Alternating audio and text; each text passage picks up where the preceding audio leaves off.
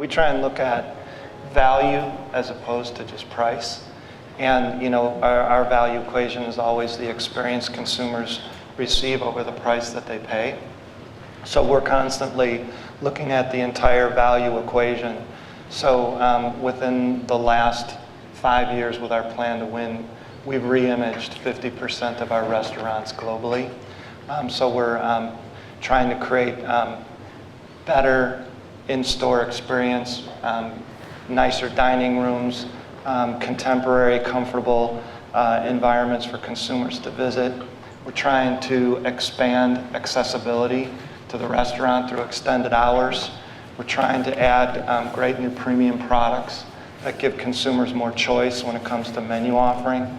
And then also branded affordability and everyday low prices are part of the mix. So we look at the whole value equation to drive the business. I mean, we've made the mistake before of cutting. I mean, in '91 we made the mistake of saying, you know what, everybody's has less discretionary income. Let's introduce a $4.95 suit. It was a catastrophe.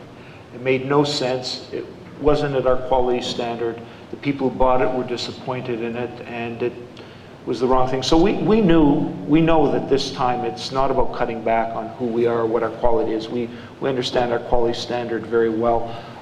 That being said, we are working very hard with our vendors within the pricing ranges that they operate in to make sure that we're balanced and intelligently select.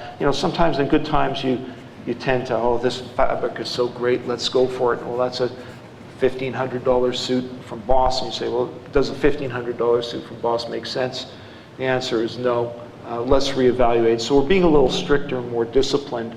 But see, the real problem with price is not maintaining price. We're very committed to having our regular price business and at the correct sale times, offering value, and that's fine. The real problem with price is, in this type of market, is for less talented operators, price is their only weapon. And that is a real problem. I mean, Saks Fifth Avenue in the United States totally decimated the better end retail segment last fall by going to 70 off. And they obviously were in a cash crunch, and they obviously had no other way to turn.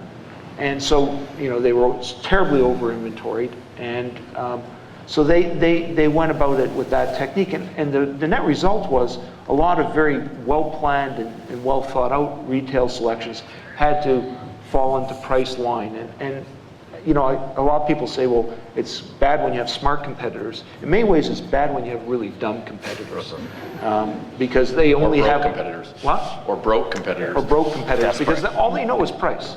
And at the end of the day, when you're selling well-recognized brands, if somebody's offering the well-recognized brand at 50 off, it becomes very tempting for the consumer. So right now, we're working very hard just to reestablish a sense to our market.